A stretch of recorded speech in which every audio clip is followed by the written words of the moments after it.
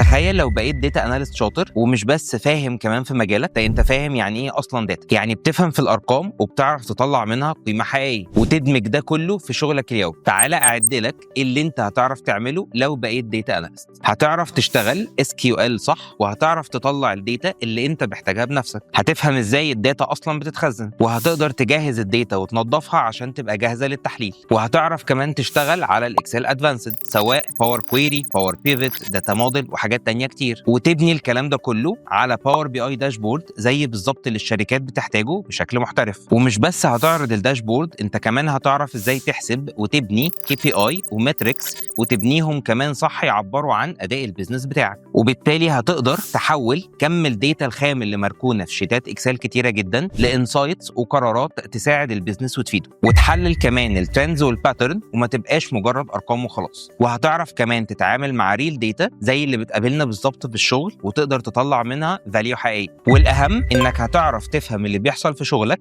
بالارقام مش مجرد احساس، وقراراتك هتبقى اسرع واصح، وهتعرف فين المشكله قبل ما تكبر، وشغلك هيبان بشكل اكبر قدام الاداره لانه هيبقى مدعوم بداتا. وهتعرف كمان تحلل اداء المبيعات او الحملات او كمان العملاء، وهتبقى الشخص اللي اي فريق محتاجه علشان يفهم الارقام ويترجمها لقرارات. ومش هتستنى حد يطلع لك ريبورت، هتبقى سيلف سفيشنت في التحليل. هتقلل اخطاء كتير بتيجي بسبب سوء فهم الارقام، وكلامك هيبقى ليه وزن لانه مبني على داتا فعلا صح. وبالتالي الاداره كمان هتشوفك كشخص بيعرف يحلل مش مجرد تنفيذ وخلاص. وخليني اقول لك ان الداتا اناليسز عمرها ما كانت تولز او داشبورد شكلها حلو وخلاص. فالداتا اناليسز يعني محتاج تفهم، تحلل وتقرر كمان صح. ولو عايز تتعلم ده بشكل عملي وتطلع جاهز للشغل، ابدا بدبلومه تحليل البيانات مع ماشين فاي، لانها مش بس هتوفر لك كل ده، دول كمان وفروا ليك 3 حاجات مهمين. اول حاجه مدربين ليهم خبره كبيره في سوق العمل. تاني حاجه منصه توظيف معموله مخصوص عشان. تالت حاجه، وده يبين لك قد ايه ماشين فاي واثقين من الجوده اللي بيقدموها، عملوا لك ضمان استرداد لكامل فلوسك في حاله انك التزمت بشروط الدبلومه وفي الاخر برضه ما استفدتش. وخليني اقول لك ملحوظه مهمه، الدبلومه محتاجه شغل وتركيز وتطبيق عمل، فلازم تكون متابع طول الوقت وتنفذ كلام المدرب والمساعدين